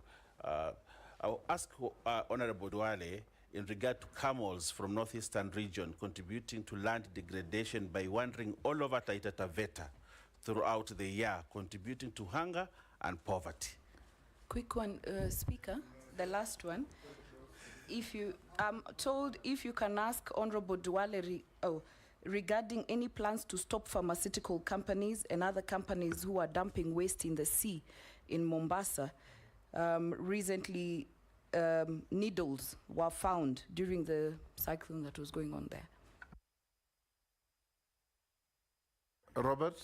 Yeah, thank you. There is also a gentleman from Kitui County called Mr. Paul Mutua who says that there is concerns of insecurity in Mwingi and Kitui along the Kitui-Tana River border of an invasion of armed nomadic herders with camels in the area. Can Honorable Duale deny or acknowledge he has more than 100 camels in that area and that is also causing insecurity? Yes. Mr. Speaker, maybe if you allow me, can I ask a hypothetical question? No, just answer them one by one. No, Start with just the climbers. before that. Okay. If you allow me, I want to ask a hypothetical question. In the Parliamentary Appointment Act, the public have a timeline of 7 days to submit all their concerns. Is it... Honorable Duale, yes, sir. The public have 7 days to submit a memorandum that on oath that is either exposing something against you, something adverse on you, but when members are here and a member of the public sends a question, that is a legitimate addition to what we are doing. Mr. Speaker, I cannot talk for camel herders. Yes. Camel herders in Kitui County. I am a camel owner, and you'll see it in my list of assets. Yes. And my camels are in between Isiolo and Garissa County. But there's a historical notion by the leadership of Kitui, Machakos, that the problem of insecurity and camels in Kitui is not something that started today. It is their cherry pick. It's every time they speak, they do that. So I can only speak for my camels. Of course. They're in Garissa. Talk about your camels. And next time, Mr. Speaker, when you have time, they're doing very well, so I'll take you there. You have a history with Balambala. Yes. So you go see your client. Correct. And see my camels. Secondly, the same with Taveta. I have no camels in Taveta, so, and I don't know which camels are in Taveta. That raises the matter. That raises the matter. On pharmaceutical... Let him answer. Let him finish with... On the pharmaceutical, yes, I agree. NEMA has a very strong enforcement... Hold on, Duale. What's your point of order? Mr. Speaker, why is it that all camels that are traversing the country, people think belong to Honorable Duale? And there are many camel owners like us. Simply because he carries the tag as a senior leader from the region. So people associate everything from the region with the leader. And the Speaker, I am ready now and in the future to carry the tag of the community. That's why, as you said, I am their leader. And I have no apologies to answer what Naisula asked you. Naisula asked me about, and I agree. I think we need to protect the environment, more so the sea. There was even one time some people wanted to dispose of condemned sugar into the sea, and we refused. NEMA has a very strong enforcement policy. The other stakeholders who protect our marine at the coast are also on top of everything, and we will make sure. But Honorable Isuda, maybe if you have the details, you'll help us. But that particular company, we will deny the licenses straight away. The climbers? Mr. Speaker, the camels are many. The climbers, Mr. Speaker, even at the bottom of most of these mountains, particularly Abadeas, and there are facilities. Only that they have been left to waste. So we need first to have the facilities, the lodges. It can be a very good tourism attraction. And then on top, as they climb. Honorable Duale, I think I've climbed Kilimanjaro, so I know what happens. Yes. At every stop where people eat, there should be a bio toilet that can be, the waste can be disposed. Yes. There should be the containers for people to throw the paper, if they're carrying any bottles and so on, but also bandas so that they can sleep at intervals. Because I know that if that doesn't happen, then what happens is the waste ends up being left and you get volunteers who actually go and pick it up. So it's actually a way of protecting the climbing route. But Mount Kenya is better. Kilimanjaro is a crisis. I'll find out. And in fact, there are 10 of my good friends who have left today for Kilimanjaro for 10 days. But I think it's a very good idea. We will make sure that we implement it. It will help us in increasing the numbers of the people who will climb. And also the climbers to be hired in the Kenya Forest Service and the wildlife. For guidance. Mr. Speaker, there's a clarification I would require from the nominee. Because when I asked the question, I said I've read the question from someone called Paul Mutua from Kitui. In his response, he has said that, and this is on record, he said leaders from Machakos and Kitui. Now, this is not a leader, this is just a person who sent me the message. I can even share with him. So I would like a clarification. When he says leaders from Machakos and Kitui are basically picking on him, it's important because I'm a leader from Machakos and I'm just reading a question. Point of order. Because I've hold the Quran. Point of order, Honorable Speaker. That will be an interjection between now leaders of Garissa and leaders of Kitui. They have nothing to do with it, Honorable Speaker. No, I think if you allow me, he has asked a very good question. He has asked a very good question, but I want to give evidence. Speak on a number of times, and one of the time was when my good friend, the Wiper leader, lost his mother. I think, or his father, one of his parents. And I went with the President Uhuru Kenyatta. And starting with the leader of Wiper, all the way to all the leaders from that region, one after the other, and I can provide the clip. They have mentioned me that I am the cause of the conflict. And in my presence, and in fact, in the morning when I was leaving, I told President Uhuru Kenyatta, that will happen. And he says, let's go. And they were telling him, but he never replied. I have other times when leaders from that region had a dispute. Garissa doesn't have a border with Mwingi or Kitui. We have a river border, but the really border is between Tana River and Kitui. So it is something which is in the public domain. It is the leaders, the senator for Kitui, the leadership. Not go that route. But that's it. Let's not go that route. I'll find another avenue to deal with that matter, not at the vetting. All public people have at one time or another been others punching bags. And we live with it. So it should not, it's part of the occupational hazard. Honorable Duale will end with you by asking you, yes. By asking Speaker, you, I take. That's out of order, Mr. Speaker. Honorable And even mentioning my party leader by the nominee is also unfair. Because that was never the issue. I just showed a message from a person, and I said I'm willing to show the message to the candidate. Honorable Kalonzo is not an issue here. Yes. So Mr. Speaker, I withdrew. I have a lot of respect for Honorable Kalonzo. Thank you. I have a lot of respect for Honorable Mbui. He was my schoolmate. I have nothing personal. I am sorry I withdrawn. Thank you. Honorable Duale, now answer the following short questions. Have you been adversely mentioned in any integrity-related reports or investigations? Never in my life, Mr. Speaker. Do you hold any leadership position in any political party?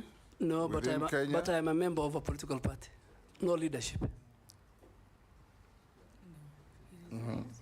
Member, I'm allowed, Yes. Mr. Speaker. I read the law. State your net worth. My network, Mr. Speaker, is, as of today, 980 million. 980 million? Yes. Comprising? I have provided comprises of, I have pieces of lands both in Garissa and Nairobi, my house in Nairobi, my house in Garissa, my cattle ranch in Garissa, my rental property in Nairobi and Garissa, my shares in family-owned business, my camels and cattle, and motor vehicles. And Mr. Speaker, lastly, I have got good revenue from the book sales of my autobiography, which is one of the best selling book, the #1 best-selling book as of today. How much were you worth when we last vetted you? 851. 851. Point of order, Speaker. Yes. The nominee recently launched his book, and he says that it has good some returns. I mean, there are thousands of books that have been launched in this country. I want to know how yours performed so well. You can ask him on the side. I think you need to read. That if you read my book, you'll see it's the best. That is not a fair question. Leave it there. Mr. Speaker, and it is from a research done by bookshop sellers, textbook center. I bought 20 copies and thank you, distributed Mr. to Speaker. my schools. And I have now done my 4th publication. Honorable Duale, we had received 71 memorandum on you, some supporting, some opposing, and we are satisfied that you answered all of them when we forwarded them to you. We've also checked your documents against what we have. They are correct. Yes? Chair, maybe just as the nominee concludes, because this matter of wealth declaration has become a matter of public interest now, especially to our brothers and sisters in the room. The movement from your last declared net worth to your declared net worth now, can you explain the growth? The growth. How much is it? Almost 130 or so. Honorable Ichungwa is an accountant. And there is, both for land investment and real estate property, usually the appreciation increases between 12 to 15%. So if you calculate 851 by 12% or 15%, that growth that amount will come to it. Yeah. It's about 140 million. Thank you, And Honorable. Mr. Speaker, also, All we have on got very account. good rains, so my livestock grew in number. Yes. Yeah. Okay, Honorable Duale, we are done with you. Unless you are otherwise lawfully held, you are released to go to your other daily Thank you, Mr. routine Speaker. work. Thank you, Mr. Speaker. I really appreciate the time you have given me and your members. I Thank wish you. you all the best. Take And, back your documents. See. Bring in the next. Do you want a break? Bring in the next.